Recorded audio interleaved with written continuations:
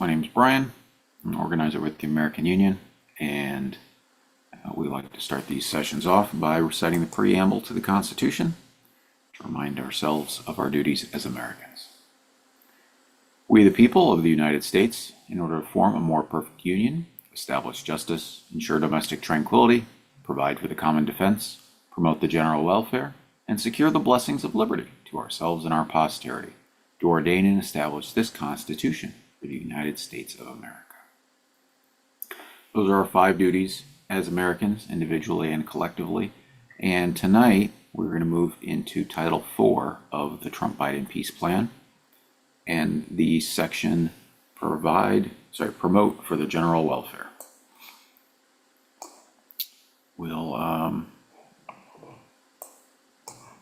If you have any questions as we go along, feel free to drop them in the chat. And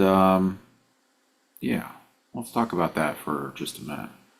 So, promote the general welfare. What is welfare? Well, you think that word today, the connotation is government assistance. But if you look it up in the dictionary, go to the dictionary and say, what does the word welfare mean? It has a very specific meaning, one that the framers, in the way that the framers used it. Welfare means health, happiness, prosperity, well-being. These are the things that Congress is supposed to promote. Health, happiness, prosperity, and well-being. And some libertarians might say, well, that's just a guideline, you're supposed to promote it. Actually, if you look at the text of the Constitution itself and you go into Article 1, Section 8, the framers thought this was important enough that they put it there a second time. Congress shall provide for the general welfare. So, when we have a nation where 130 million Americans are living in or near poverty, are we providing for the general welfare? When we have a nation where new mothers, 1 out of 4 of them, go back to work within 2 weeks because they can't afford to stay home and take care of their newborn baby, are we providing for the general welfare? When we have a country where 10% of Americans last year did not have any health insurance, are we providing for the general welfare? Look, we're not doing nothing. Many government programs absolutely do help promote the general welfare, but we can do better. We should do better. And by enacting the Trump-Biden Peace Plan, a union of voters can help us do much, much better. And so this is the first of 5 nights that we're going to talk about this, the details of this title. And I'm going to pull up the legislation here, and we're going to start with Section 401. As always, you can find a link to the legislative package in the description below, and it's all hyperlinked. So scroll down to promote the general welfare. Okay. Section 401, findings and purpose. Congress finds the following. 1. Americans have a constitutional duty to promote the general welfare, and Congress has an additional duty under Article 1, Section 8 to provide for the general welfare. 2. Welfare is defined as health, happiness, prosperity, and well-being. And a logical way to increase access to health care is to decouple employment and health insurance by offering a public option for insurance. This will further increase happiness and prosperity by freeing employees to change jobs or start their own business without risking loss of health care. 3.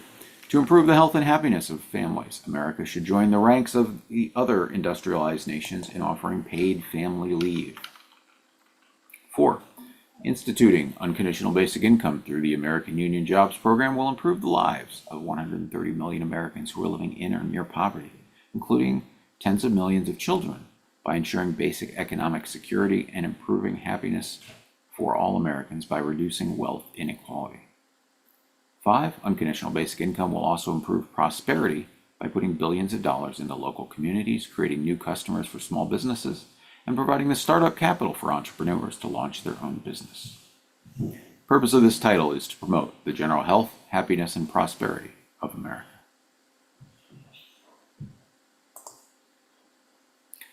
Pretty straightforward. I apologize, some of it's probably is kind of redundant with what we just talked about a minute ago, but that's because the findings very much do reflect the reason for this title. So our first point, section 411, is establishing a public health insurance option. All right. So first the question, for anyone who doesn't know, what is a public option for health insurance? This is, you might remember, Joe Biden ran on this. Nothing ever happened, never got introduced and seriously considered, but he campaigned on a public option for health insurance. And what this is where people can choose from a government-run health program or from private insurance. And this is part of the American Union Jobs Program in the sense that your American Union job comes with benefits. You have an option. You'll always have an option to buy a health insurance plan from the government.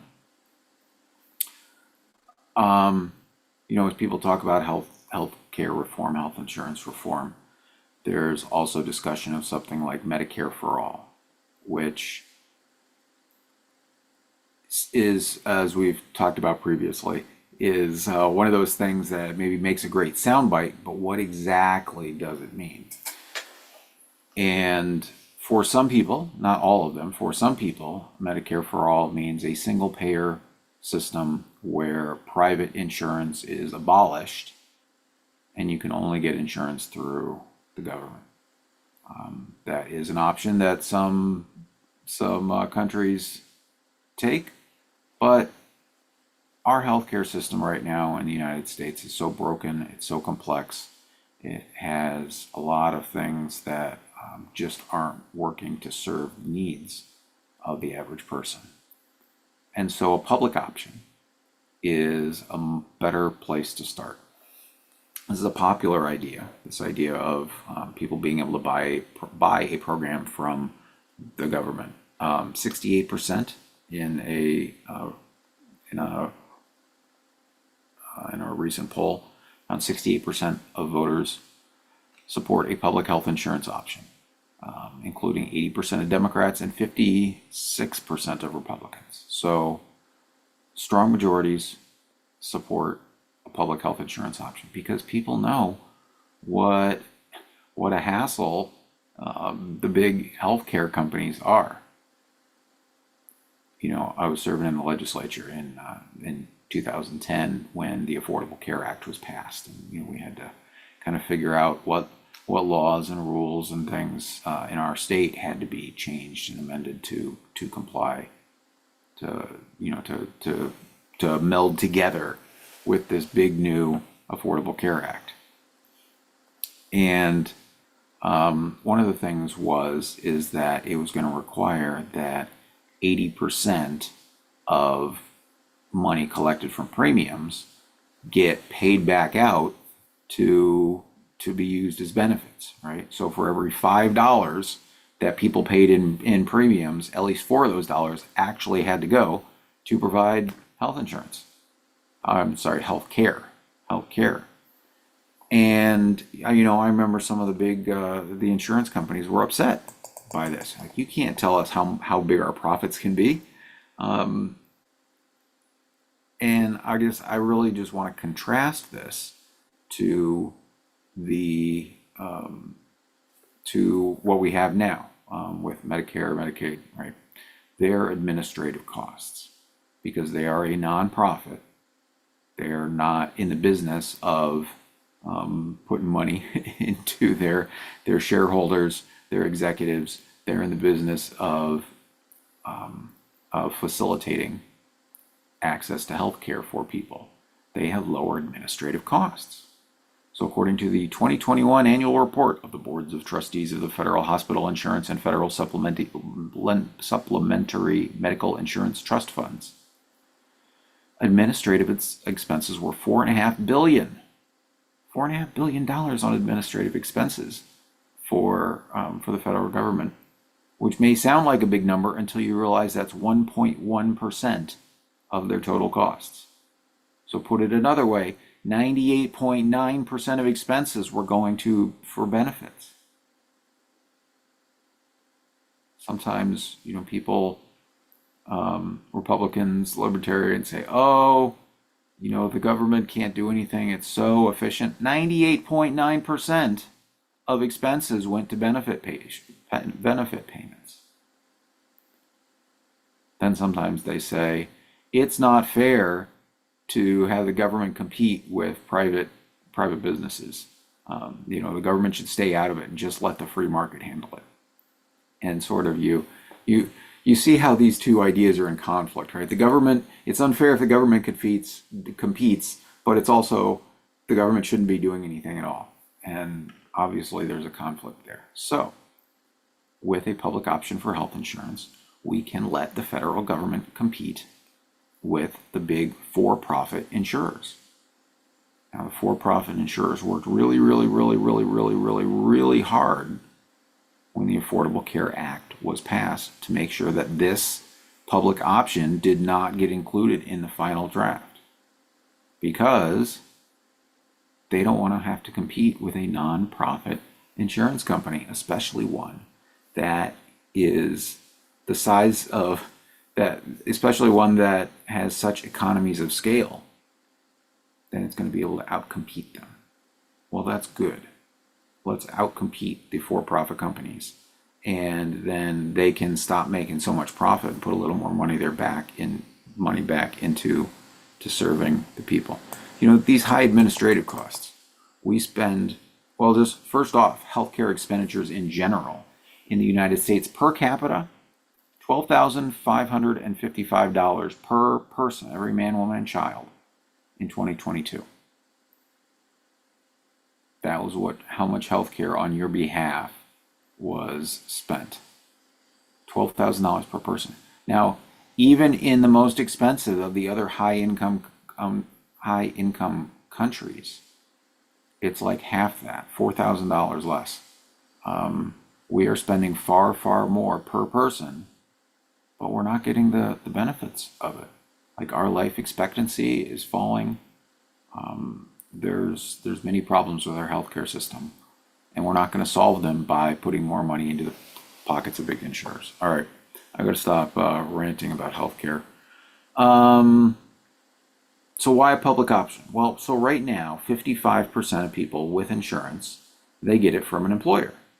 Okay, so that's most of them.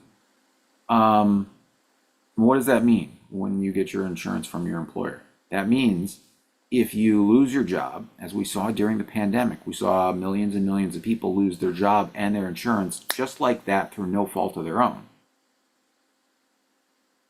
It makes people worry. It makes people dependent on their jobs.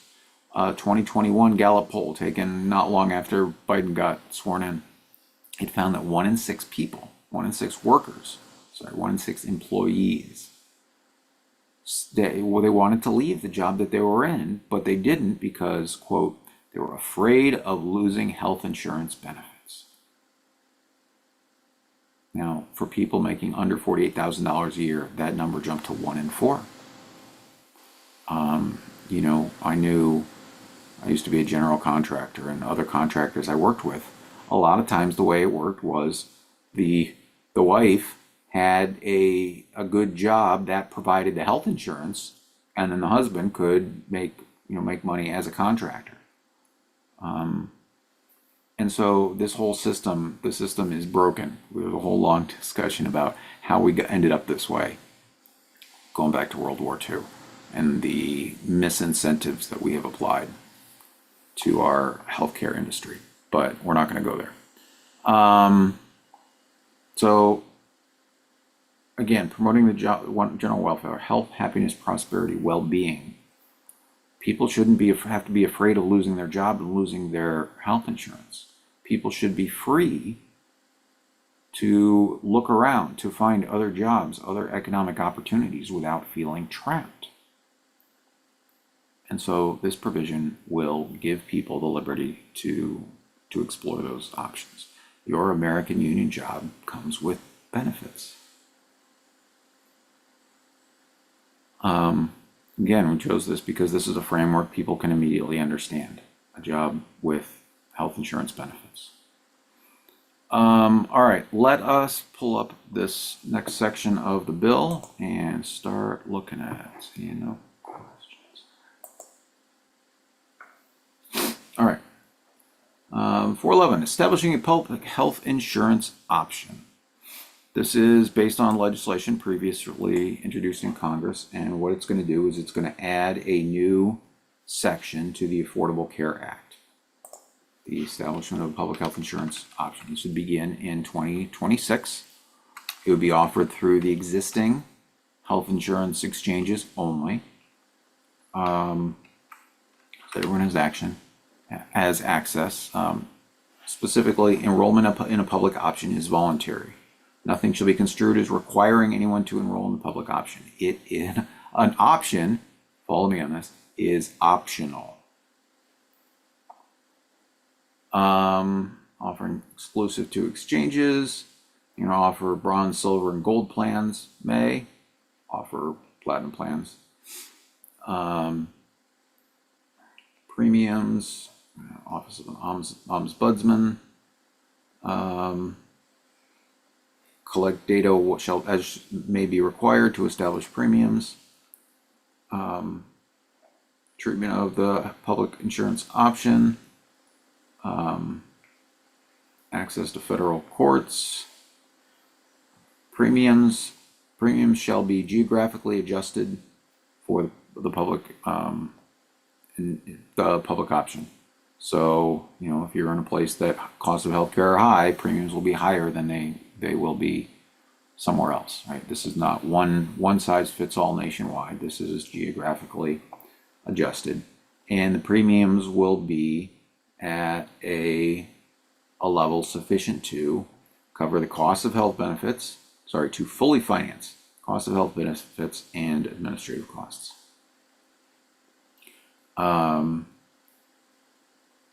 And we're going to talk more about the digital treasury accounts. We're going to encourage people to pay for these from their digital treasury accounts, which is where people see their American Union job that come with the American Union job. All right, so there's set up a separate establish a trust fund, startup funding, $2 billion for initial claims reserves before the collection of premiums, and then that money gets paid back over 10 years once premiums start coming in. No bailouts. In no case shall the public health insurance option receive any federal funds for the purposes of insolvency in any manner.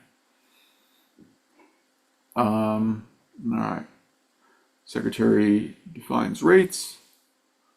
They set payment rates. Practitioner services.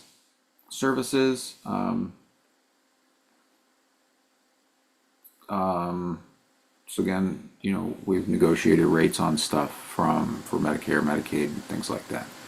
And so there will be a few adjustments, modify them for things like well child visits that you don't cover under Medicare. Prescription drugs shall be at rates negotiated by the Secretary. So we're going to negotiate for all our prescription drugs. Again, the United States has the advantage of buying in bulk, dealing in bulk nationwide, and we need to be using that, as we're going to talk about later tonight when it comes to prescription drug prices. Incentives, periods, establishment of a provider network. Anybody participating in Medicare is assumed to be participating in the public health insurance option unless they opt out. And people can opt out. No penalties for not participating if a provider doesn't want to. And an annual enrollment period in which providers can, change their minds. Rules within 6 months. Construction, limitations on review. Modernized payment initiative, so looking for more efficient ways to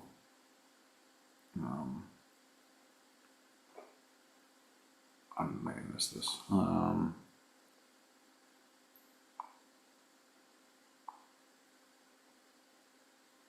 I think I scrolled past this, but my notes say that the reimbursement rates would be set at Medicare reimbursement levels plus a 5% incentive bonus for the first 3 years.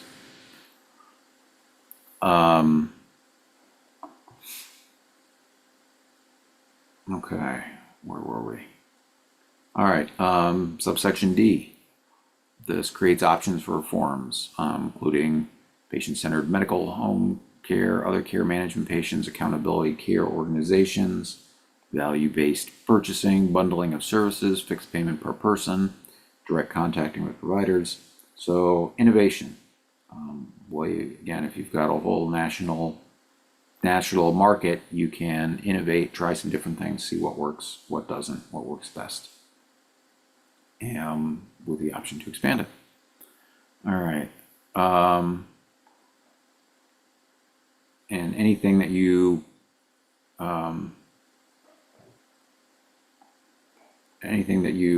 you try, any of these innovations, has to promote care that is integrated, patient-centered, high quality, and efficient, as well as do at least one of these 5 things: improve health outcomes, reduce health disparities, provide efficient and affordable care, address geographic variation, or prevent or manage chronic illness. So one from column A plus column B. Column's not the right word, but you know what I mean. All right. What else do we got in here? Provider participation. Exemptions for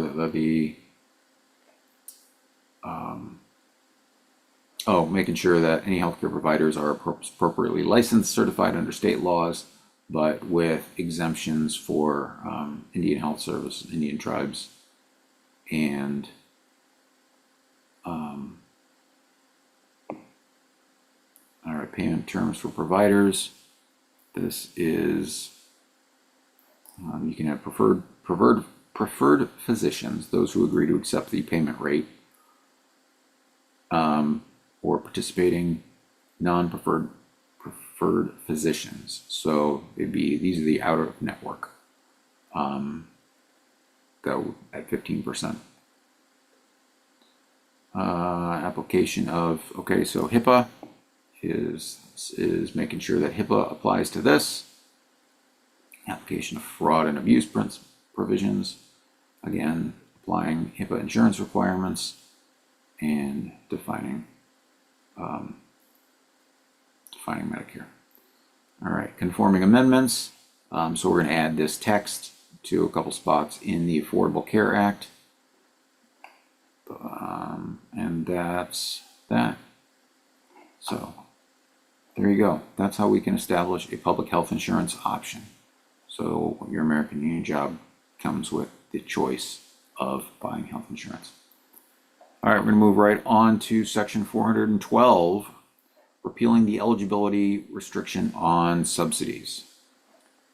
This section of the United States Code, part of the Affordable Care Act, disallowing refundable credits for health insurance through the employer health insurance exchange when a minimally qualified employer-sponsored program plan is available is repealed.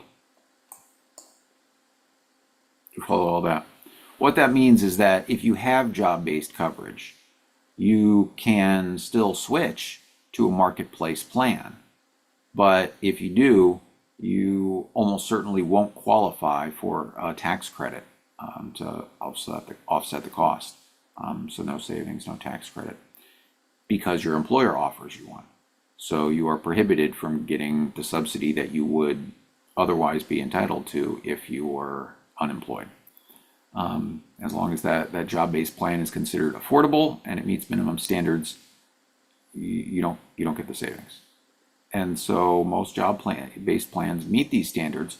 But again, remember how we said more than 1 in 4 people with health insurance who are have employer-based health insurance that are making under $48,000 a year want to leave their job, but they're afraid. That's how they get their insurance, is through their employer.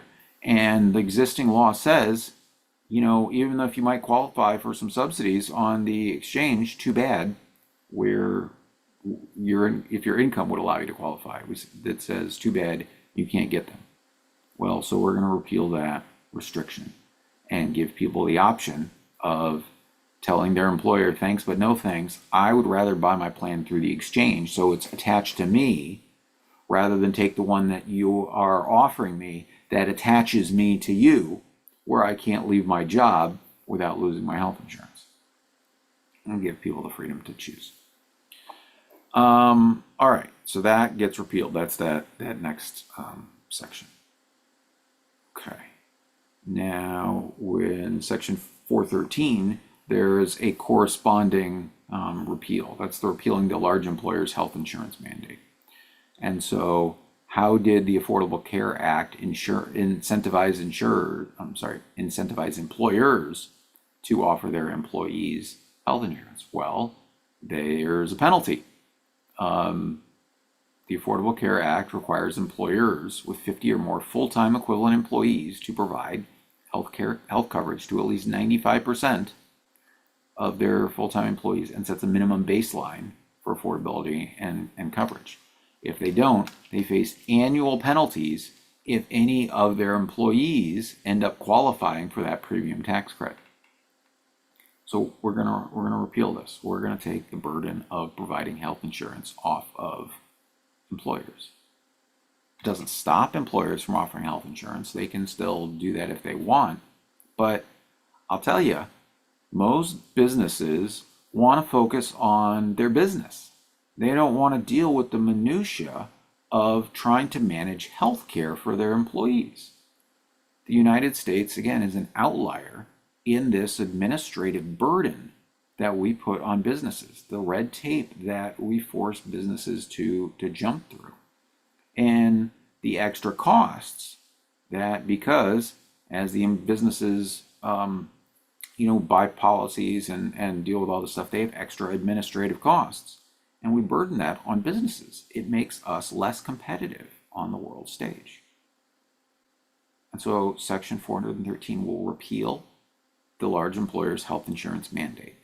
We're going to take that burden off of business owners. You might know that under President Trump, there used to be an individual insurance mandate that said you had to buy insurance. That individual mandate went away in 2019. And so now we're going to take the employer mandate away as well.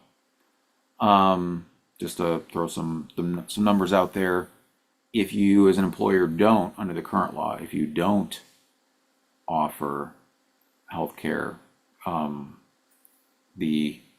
healthcare plan that doesn't provide isn't affordable or providing minimum value, there is a $4,460 annual fine for any employee who qualifies for a subsidy. And as I said, this applies to employers with 50 or more full-time equivalent employees. Well, what's a full-time employee mean? It means 30 hours a week or more. So now you've also you may have created a disincentive for employing people more than 30 hours a week, because if you can push everyone down, cut their hours enough so they're working 4 7-hour days or stuff like that, you can reduce your number of full-time equivalent employees to where this government mandate doesn't apply to you. So again, we're just going to take this mandate off of business. We're going to take this burden off of business and instead let people buy from a nonprofit government plan. All right, moving on. Now we're going to look at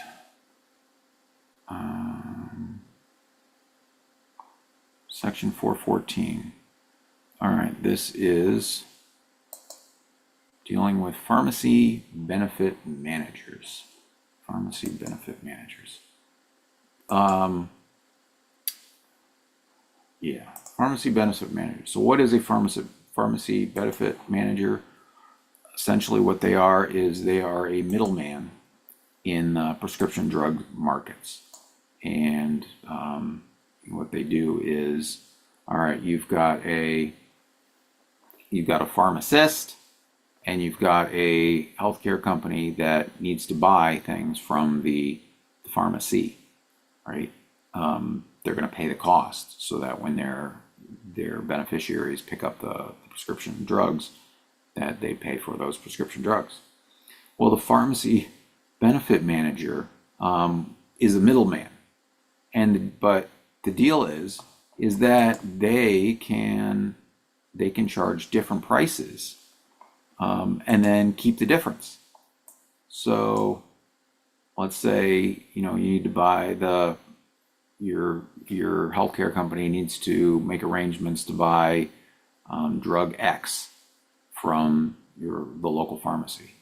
Well, the PBM might say, all right, look, we got all these customers. You pharmacy need to give us a low price of $50 a month on this. And the pharmacy, all right, that's fine. Well, then the PBM can go back to the provider and be like, well, they're gonna give us we're gonna pay $60. We're gonna pay $60 for brand X. Okay, it kind of is what it is. So then the pharmacy benefit manager pockets the difference. They keep the difference. That is spread pricing. And not only does it reduce transparency and what are the actual costs of drugs, because it diverts them. It can also create perverse incentives. Like, all right, you say the pharmacy benefit manager says, all right, well, I'm gonna 10% is what I'm gonna tack on 10% to the pharmacy price. Well, you sort of created a perverse incentive for them to not negotiate as hard, because if the price goes up, their cut goes up too. Pharmacy benefit managers, it's a part of a whole mess. Congress very much wants to do something about this, but once again, Congress is failing to act. So we're going to help them. We are going to help them fix this by prohibiting spread pricing within by pharmacy benefit managers. Because healthcare prescription drug costs are a huge problem, and so we're going to try and address that. All right, let me pull up again the text of the legislation, and we'll look at exactly how this works. Oops, that's not the right tab. There we go. That's not the right tab here. There we go. Prescription of unfair prescription drug pricing practices. All right. So the FTC, again, this is the Federal Trade Commission would oversee the way that the pharmacy benefit managers work, and we'll define all of these terms. What a prescription drug is. We're going to come back to prescription drug negotiation in a minute here. Prohibition on unfair or deceptive prescription drug pricing practices.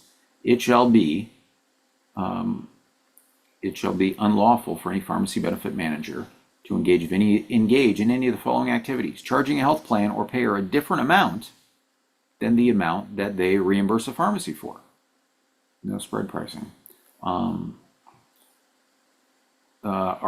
Be arbitrarily, unfairly, deceptively gets a kickback. No kickbacks. You can't say, well, all right, I'm going to pass along. You tell the pharmacy, all right, well, it's all right. We are going to pay $60, and then you charge your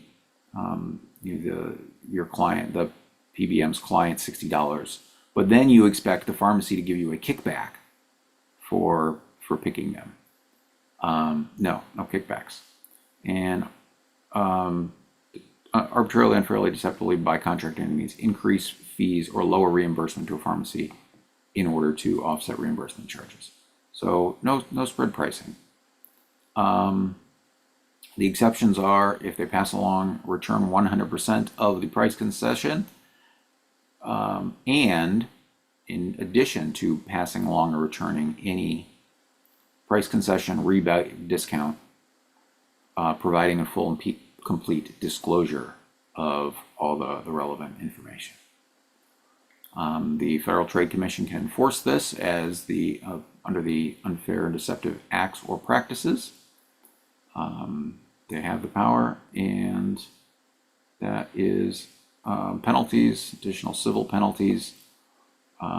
Civil penalty not up to $1 million up to $1 million a day. And again, FTC already has procedures in place for going after bad consumers. And states can also bring civil action on behalf of residents of the state.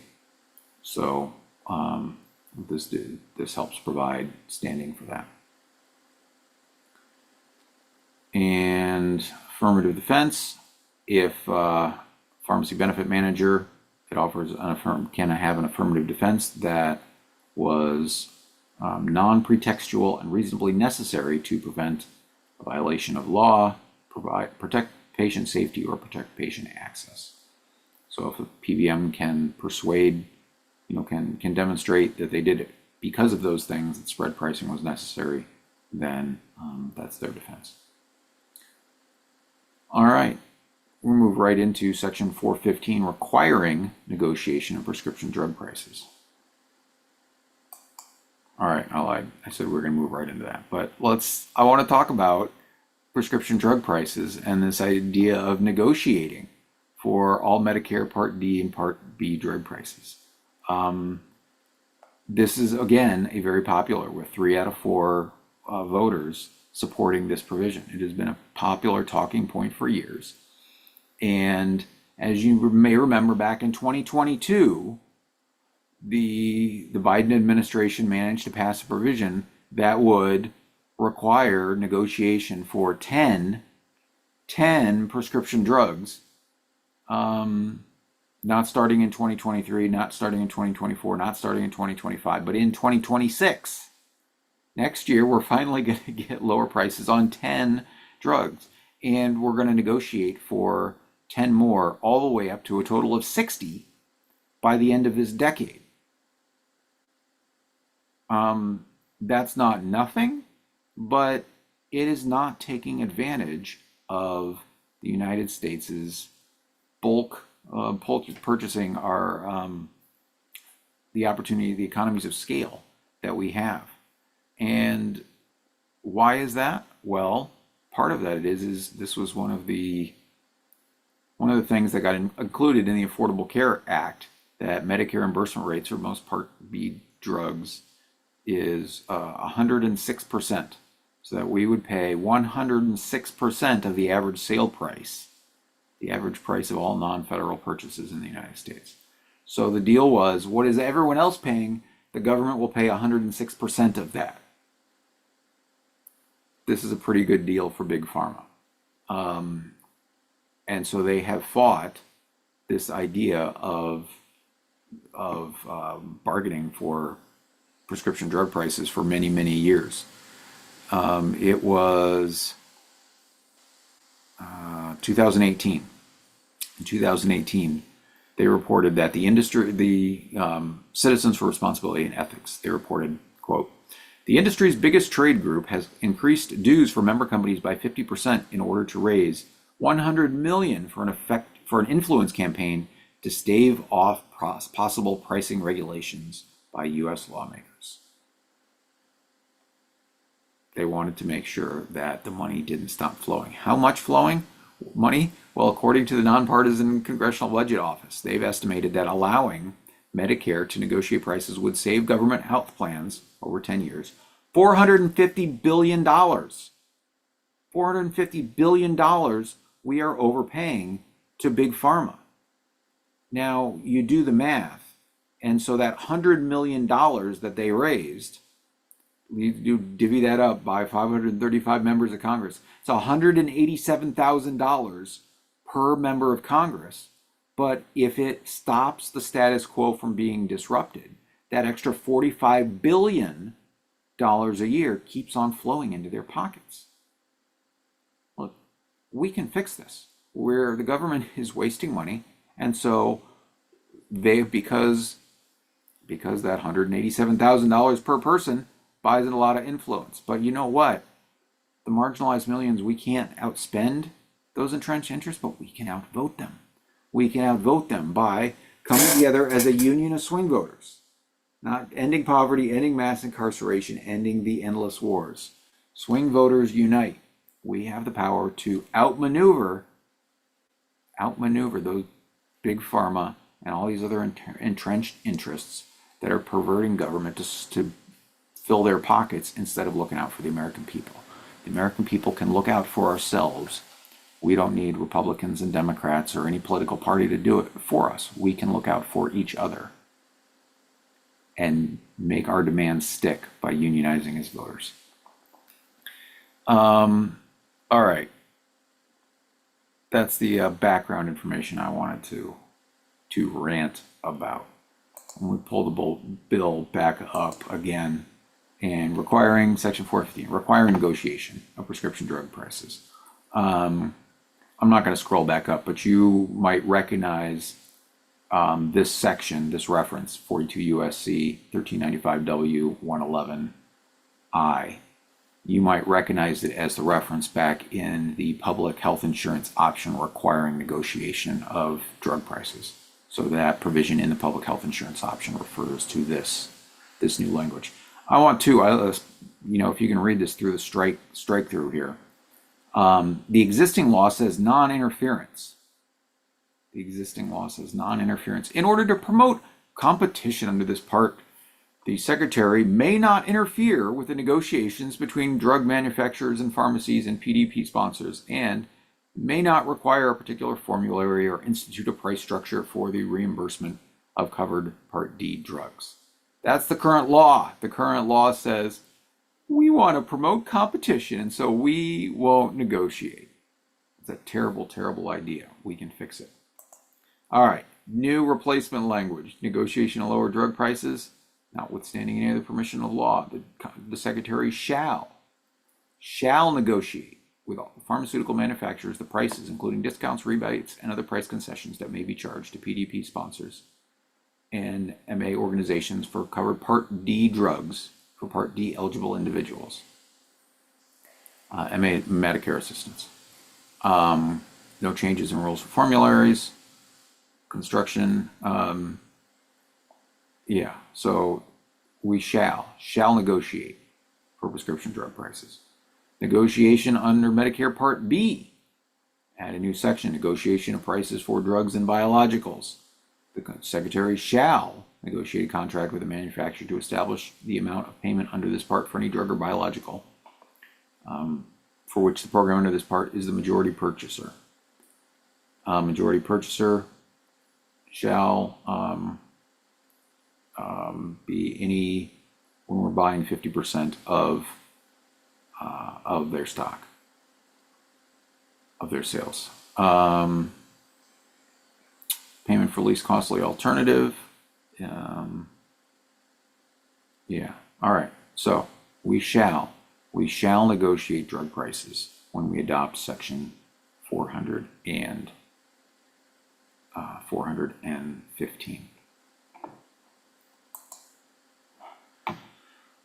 All right. Let's see.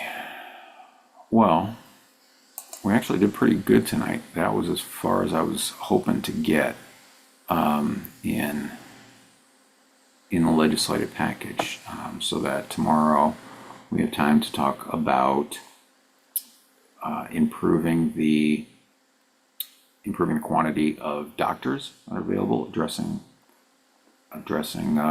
smoothing out things for getting more doctors into the pipeline, and implementing a program for six-year training programs, more residency positions. Once again, these are things that the residency positions, especially, something that Congress has been ignoring for years and been failing to do. A lot of these things are small changes. This is not a major healthcare overall that would totally rework the way that our healthcare system functions, but instead would create a new option.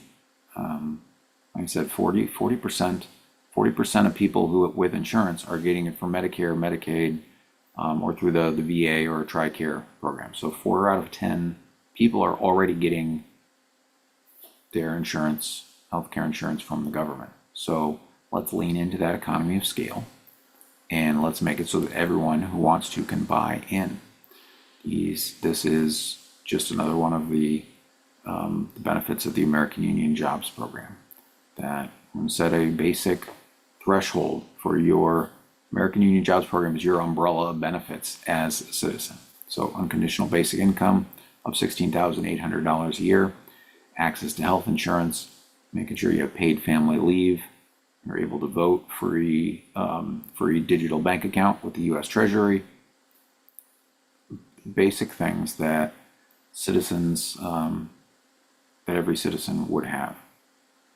See, one of the things about health insurance is that it's not like other types of insurance, right? If you have car insurance, you're buying car insurance because what happens if you get into an accident?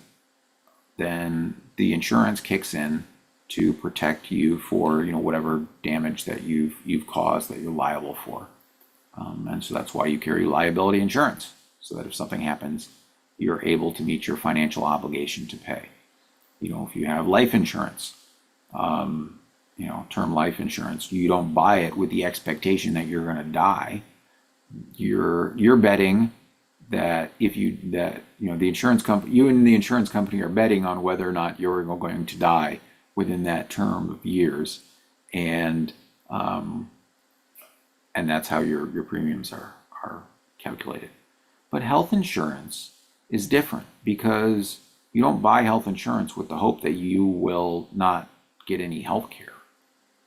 You buy health insurance as a way to get access to health care. We use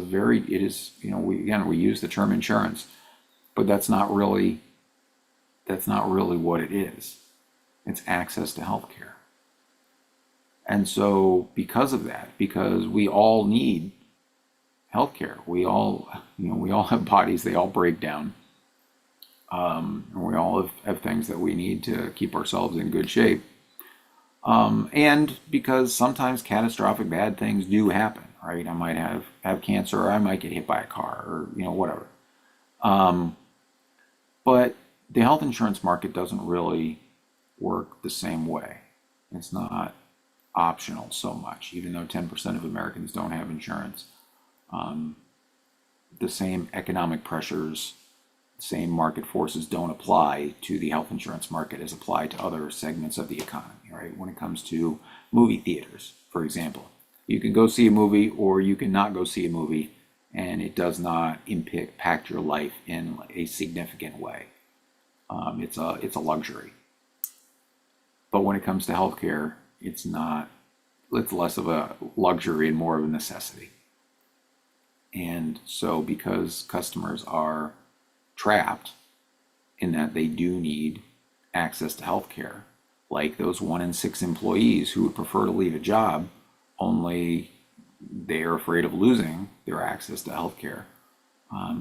The big pharmaceutical companies, the big health insurance companies, they have leverage over the American people. Economic forces build up in a way where our options have become limited, and so there's like a four or five. I don't have the chart handy, but there's just a handful of big insurance companies, and they have connections with pharmacies, and they own pharmacies, and it's all become so interconnected. And there's nothing we can really do about it. Pharmacies, independent pharmacies are being squeezed out. There's a lot of problems. And so what do we do about that as citizens? And the answer is that we use the tool that we have. We use government to look out for us. We use government to level the playing field, to create a playing field where these for-profit companies have to compete with a large institution with a huge customer base, with economies of scale, who isn't set out to make profits, but instead is working on serving the people. That's how we can readjust the market. If you get into, how are markets supposed to work? In theory, in a perfectly competitive market, companies should be making almost zero profit, right? Because as soon as somebody's making 2% profit, well, then a new company swoops in at 1% to undercut them and steal all of their business. So in a perfectly competitive market, profit should be dropping. And that's why profits are so high, is because the markets are not competitive.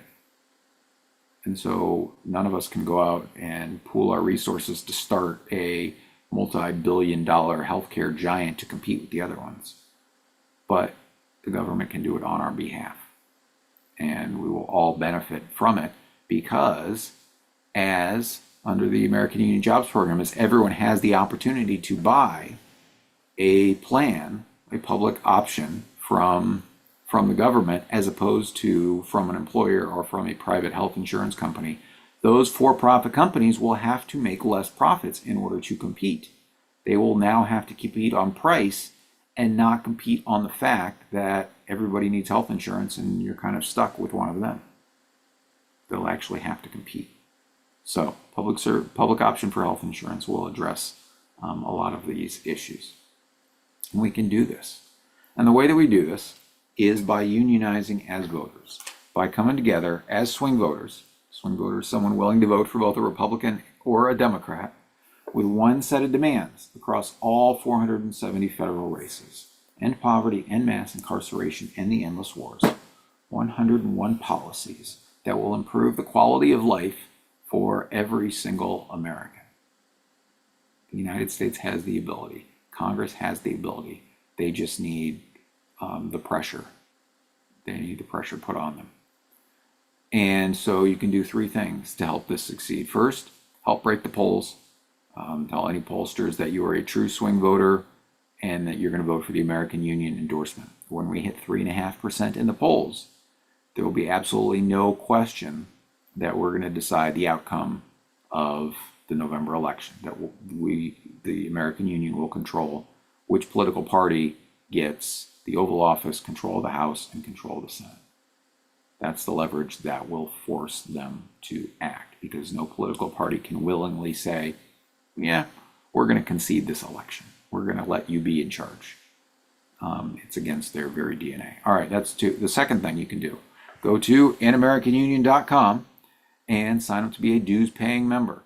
Kick in 25 cents a day, $7 a month, to be represented by the American Union. I know Democrats and Republicans will represent you for free, but that's because you're the product. The American Union wants to work for you to help you and all of us get a better social contract. And last but not least, what are we, 14, how many days? 11 more days, October 15th. If you're willing to pool your vote with others around the country behind this legislative package, join a national fast for peace on October 15th.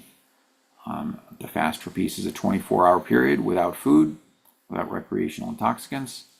Drink all the water that you want, and it is a shared self-sacrifice that helps us create the moral pressure on Congress to act, the moral pressure to solve these problems, the moral pressure to end poverty, end mass incarceration, and the endless wars, addressing Dr. King's triple evils. As my own personal commitment to the American Union model, I'm fasting. I'm into day 14 now. 11 more days to go. I will continue fasting until October 15th. I'm feeling all right. My weight is down to 185 pounds. Still above normal. Still got more fat to burn. And I invite you to join with me and others on the 24th day of my fast for 24 hours. Fast for peace We're going to come together and change the way that the United States works.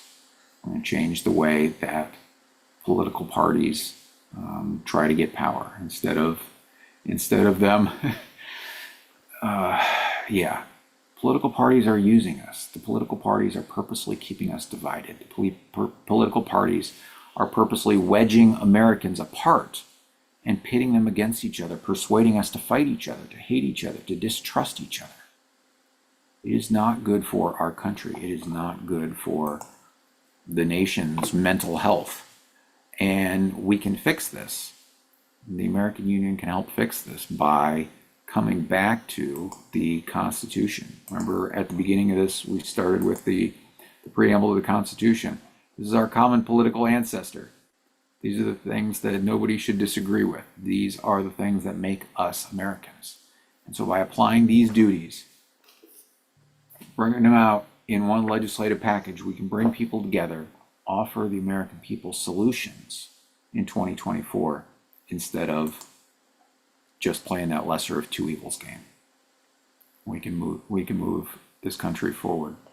For too many years, for decades, really, the political pendulum in the United States has swung back and forth. Democrat, Republican, left, right, back and forth, because when the people realize that the political party in power sucks, the only thing they can do is replace it with the other political party.